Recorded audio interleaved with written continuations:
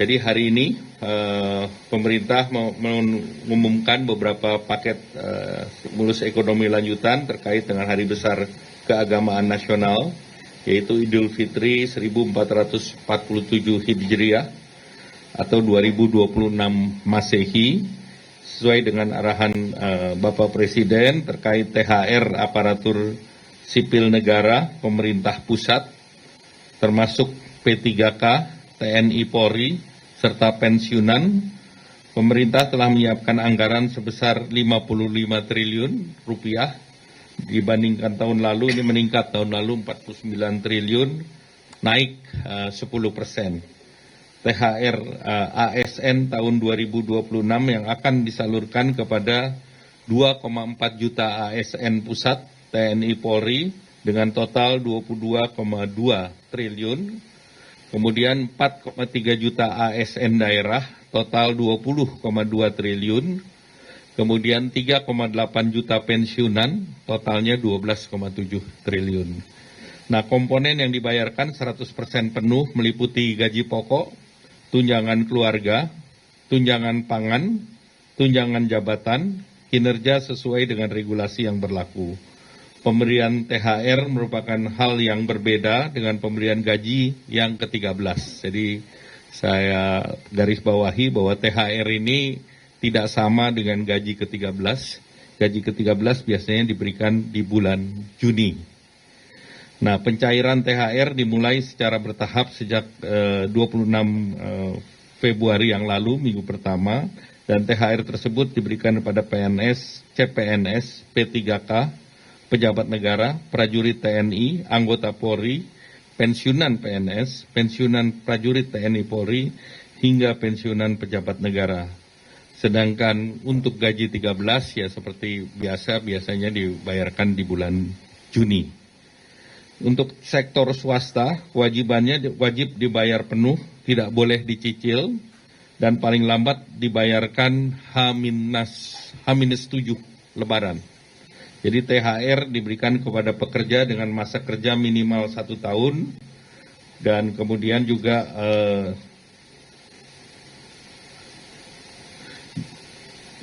jumlahnya minimal jumlahnya adalah 1 bulan upah, sedangkan pekerja dengan masa kurang 1 tahun diberikan secara proporsional. Nah, ini tentu setiap perusahaan akan bervariasi.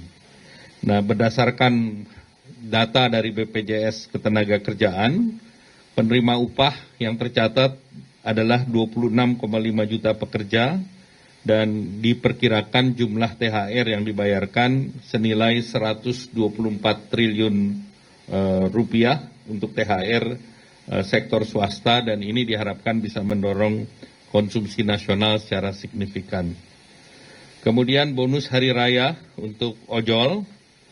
Ini bonus hari raya ini telah dilakukan dengan komunikasi intensif dengan para aplikator, dan alhamdulillah komitmen kuat dari para aplikator juga diwakili dengan yang hadir pada pagi hari ini. Jumlah yang diberikan ini BHR tahun 2025 bisa mencakup kepada sekitar 850.000 mitra penerima atau pengemudi dengan nilai total 220 miliar, dan ini 2 kali dari tahun lalu. Tahun lalu itu sekitar 110 miliar dari masing-masing aplikator seperti Goto dan Grab. Tahun lalu menyediakan 50 miliar masing-masing. Tahun ini 100 sampai 110 miliar, meningkat 2 kali, dan penerimanya juga menerima masing-masing 400.000. Maxim juga memberikan kepada 51.000 mitra sebagai penerima BHR. Tahun lalu 1.000 mitra, jadi Maxim meningkatnya juga besar, 51.000. Kemudian InDrive juga memberikan sekitar 500-an. Nah, kami mendorong penyaluran dilakukan lebih awal, H-14 atau paling lambat H-7 sebelum Idul Fitri. Terkait dengan perlindungan jaminan sosial bagi pengemudi, hingga saat ini mitra pengemudi mengikuti jaminan kecelakaan kerja JKK dan jaminan kematian atau JKM BPJS Ketenagakerjaan. Nah, selanjutnya kita telah juga memberikan bantuan untuk diskon transportasi khusus menjelang Lebaran, nilai rupiahnya 911,16 miliar, baik dari APBN maupun non-APBN, dan bantuan yang diberikan pemerintah pada saat menjelang Lebaran nanti dalam bantuan pangan itu nilainya 14,9 triliun, berupa 10 kg beras dan 2 liter minyak goreng untuk 35,04 keluarga. Dan pemerintah juga sudah mengumumkan work from anywhere tanggal 16, 17, 25, 26, dan 27 Maret. Selanjutnya kami persilahkan Pak Prof. Yasirli. Baik, terima kasih Pak Menko, yang saya hormati Pak Menko, Bapak Menteri, Pak Seskap, dan teman-teman media semua.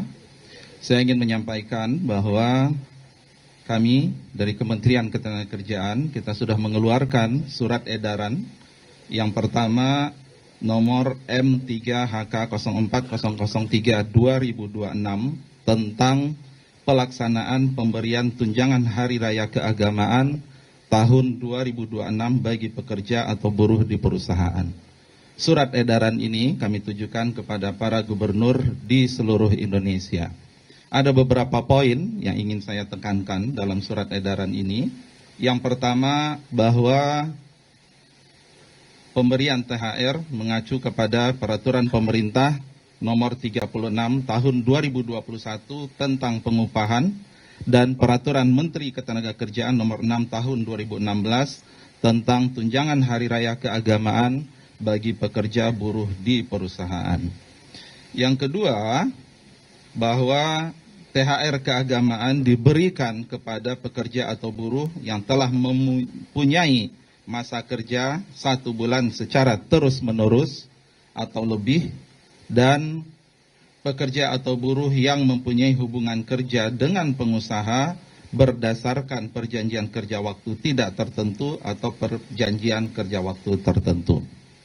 Seperti yang disampaikan oleh Pak Menko tadi, dalam surat edaran kami, kita meminta THR keagamaan wajib dibayarkan paling lambat 7 hari sebelum Hari Raya Keagamaan. Namun perusahaan kita himbau agar dapat membayarkannya lebih awal sebelum batas waktu tersebut. Dalam surat edaran ini kami juga sudah merincikan tata cara perhitungan besaran dari THR.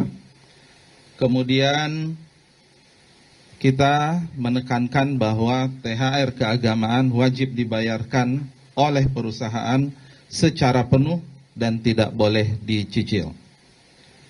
Kemudian dalam rangka memastikan pelaksanaan pembayaran THR keagamaan tahun 2026, kami meminta para gubernur untuk melakukan langkah-langkah.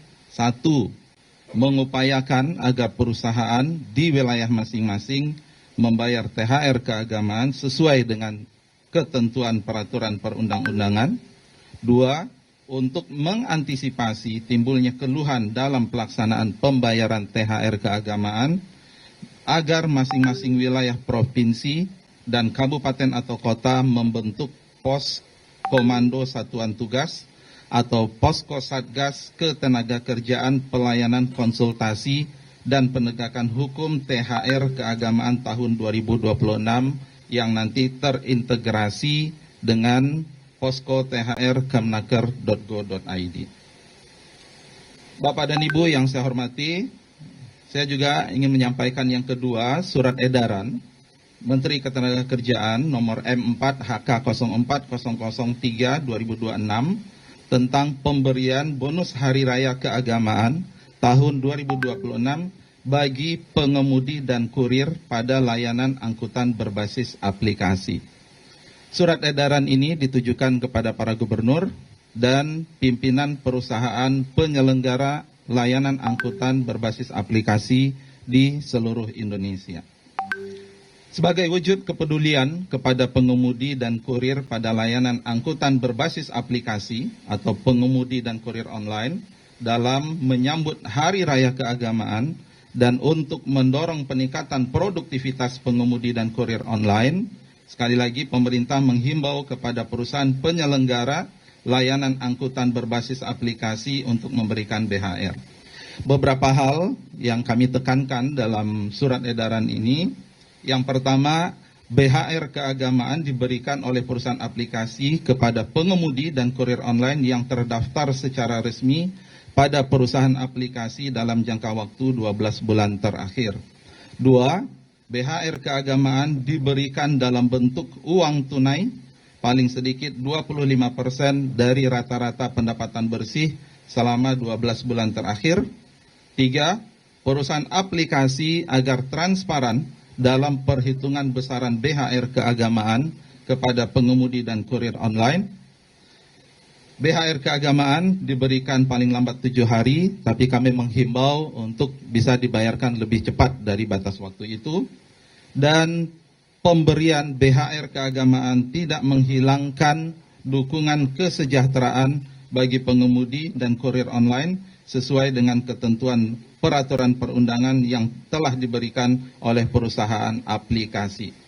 Kita juga menghimbau kepada para gubernur, satu, untuk menghimbau perusahaan aplikasi di wilayah masing-masing untuk memberikan BHR keagamaan dan menginstruksikan kepada kepala dinas yang menyelenggarakan urusan pemerintahan di bidang ketenagakerjaan untuk mengupayakan dan memantau pelaksanaan surat edaran ini. Kami mengucapkan terima kasih atas dukungan dari semua pihak, dari Pak Menko, Pak Menhub, Pak Menteri Investasi, dan Pak Seskap, dan tentu arahan dari Bapak Presiden. Terima kasih. Assalamualaikum warahmatullahi wabarakatuh. Download Tribun X sekarang. Menghadirkan lokal menjadi Indonesia.